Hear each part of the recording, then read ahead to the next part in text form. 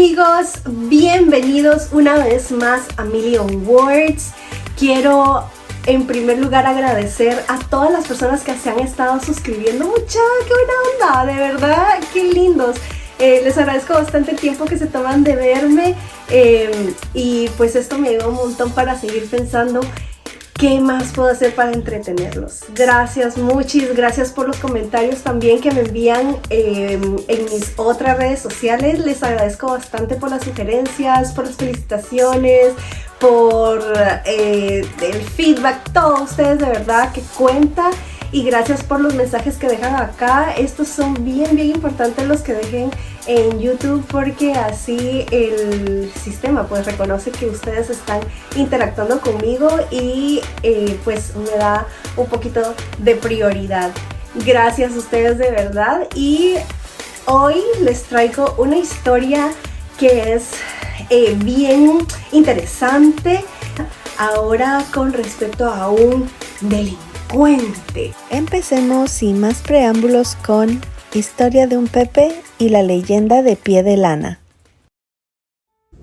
José Milla y Vidaurre, que también muchas veces firmaba como Salomé Gil, es el autor de esta bella obra guatemalteca. Él nació el 4 de agosto de 1822 en la ciudad de Guatemala y falleció el 30 de septiembre de 1882 a sus 60 años. Tuvo una brillante carrera política y diplomática, siendo ministro de Relaciones Exteriores, así como embajador de Estados Unidos. Se graduó de abogado en la ilustre Universidad de San Carlos de Guatemala, donde yo estudié. La historia de un Pepe fue publicada en 1882, algo así como que en el año que Salomé Gil falleció. Posiblemente fue escrita unos 2 años antes, por ahí. Cabe mencionar que también era conocido como Pepe Milla. La historia de un Pepe se desarrolla en la ciudad de Guatemala, empezando un 28 de diciembre, Día de los Inocentes, por si no se recordaban. Y pues hay una persona que va caminando por la calle con un bebé en brazos y buscando la casa más grande y más adinerada que puede encontrar. Cuando la encuentra, deja al bebé en la puerta y lo encuentra la familia.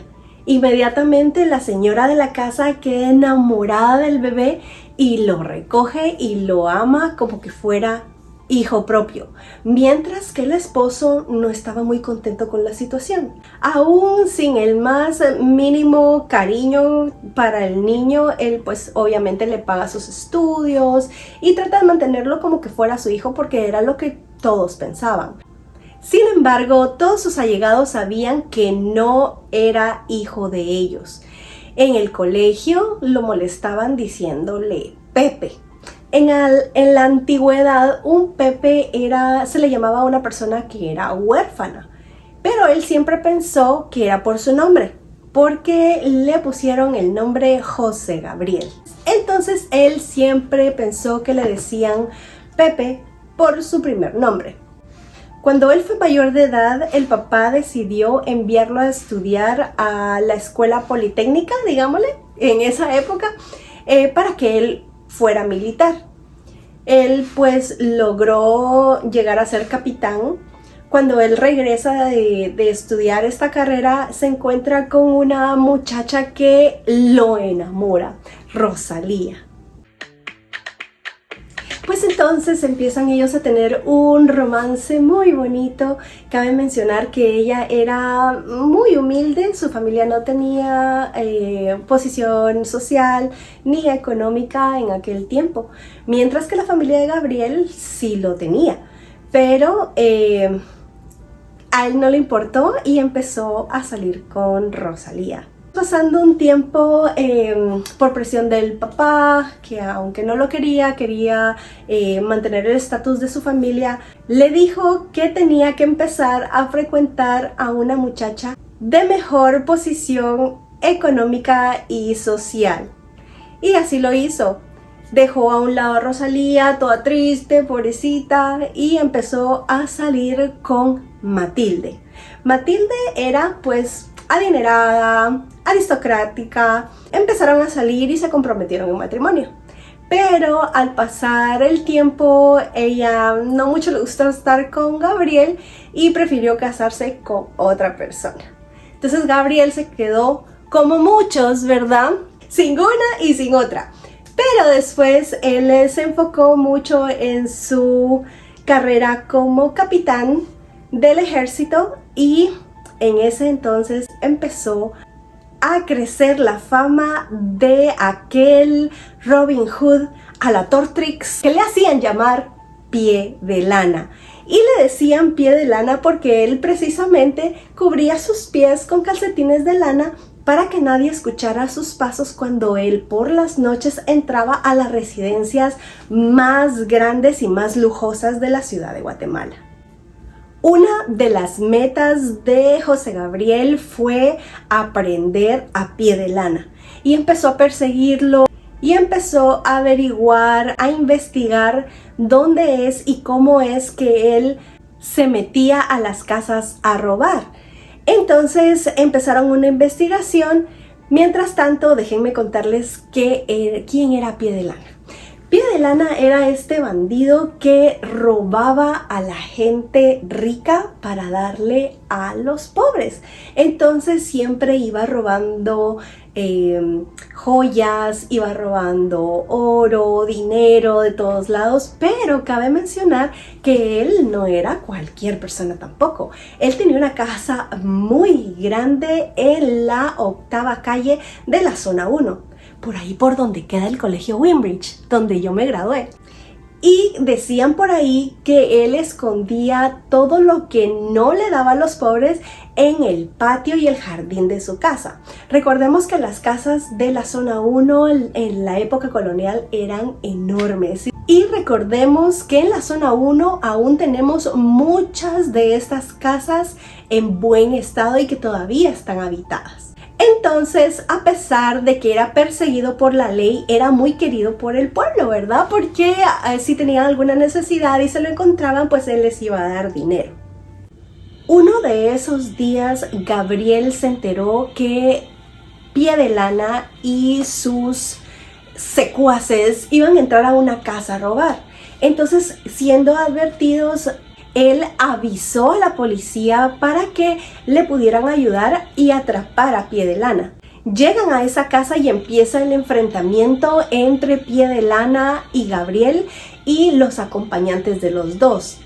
Y ya estaba Gabriel a punto de dispararle cuando el mismo Pie de Lana le dice que se detenga, que no sea insensato. Y él le dice así como que, ¿y este por qué me está diciendo eso? Pero entonces se detiene y le dice: Gabriel, yo soy tu padre. Él no lo podía creer. Al mismo tiempo que eso estaba sucediendo, habían dos mujeres escondidas en alguna de las habitaciones de esta casa y una de ellas escuchó eso. Entonces salió rápidamente y le dijo: si tú eres el papá de Gabriel, entonces yo soy su madre. Y Gabriel se quedó así como que: y entonces no soy huérfano. Después de estas confesiones, Gabriel quedó súper asustado y sorprendido. Pero le dijo a su papá: yo voy a ser hijo mañana. Hoy sigo siendo capitán del ejército y mi deber es meterte preso. Y así lo hizo. Luego de que todo esto sucedió, pues él empezó a pensar qué podía hacer con su papá, si lo perdonaba por haberlo dejado desamparado de pequeño, igual que a su mamá. Y pues sí, los perdonó.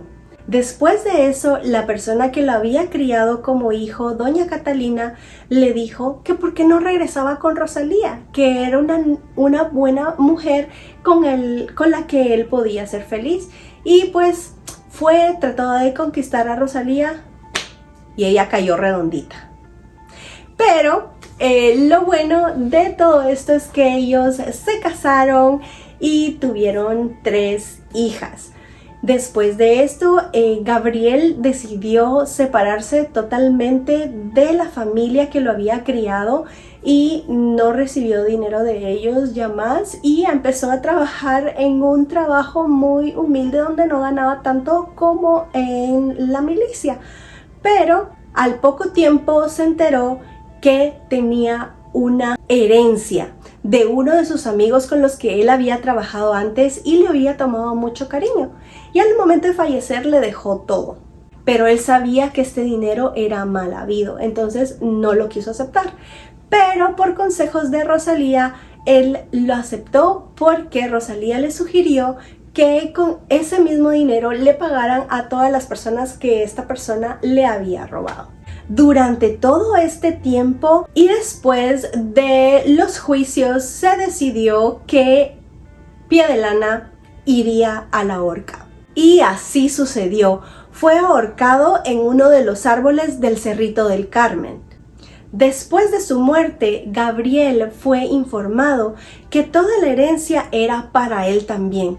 La casa de la zona 1 y por supuesto toda la fortuna que él había acumulado durante todos los años de hacer este tipo de robos. Sin embargo, Gabriel no quiso aceptar esa herencia porque también era dinero mal habido. ¿Ustedes lo hubieran aceptado, mucha? Yo creo que yo sí. Aparte de eso, también le llegó la noticia a Rosalía que un tío adinerado que vivía en España había fallecido y que le había dejado a ella toda su fortuna. ¡Mucha, qué suertudos! En serio, 3 herencias. Pero esta vez Rosalía sí la aceptó. Entonces pudieron vivir un poco mejor, y aparte de eso, Gabriel volvió a la milicia. Volvió a ser capitán, entonces ganaba mucho mejor. Pero él siempre viajaba a El Salvador, a Honduras, para ayudar al ejército de estos dos países. Recordemos que antes Centroamérica estaba muy unida. Ojalá que se uniera otra vez así Nayib Bukele fuera nuestro presidente, ¿no creen? En una de esas batallas, Gabriel lamentablemente fallece.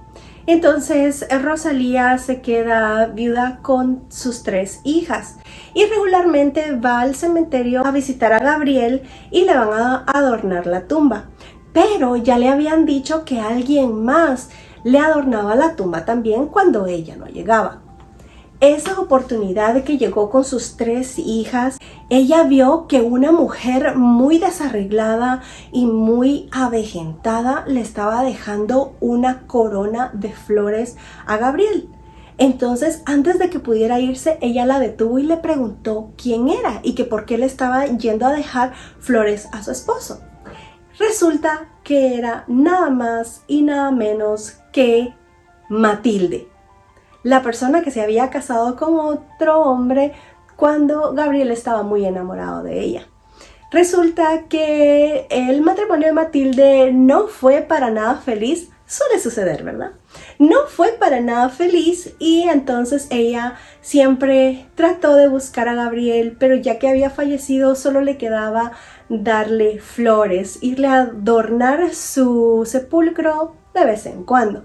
Resulta que como Matilde no le fue bien con su esposo, él la echó de la casa y ella buscó refugio con unos familiares, pero lejos de tratarla como familia, la trataban como una sirvienta y casi no les daban nada de dinero. Por eso era que ella estaba tan desmejorada.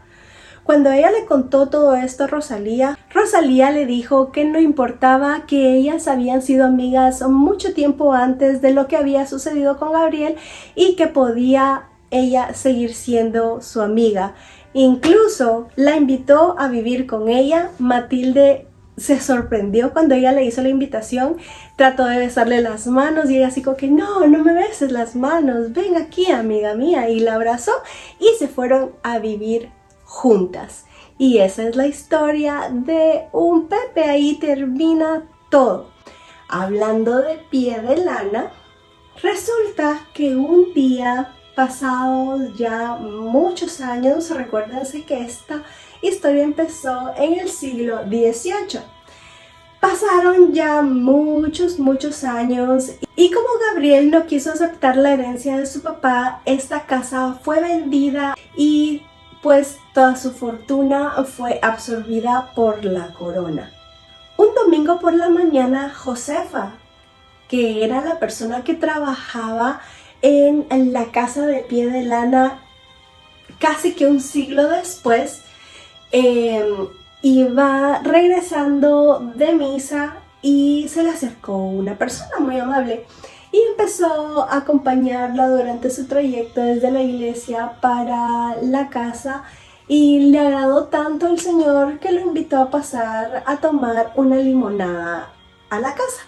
La plática estuvo muy amena y él le contó que había sido el primer dueño de esa casa.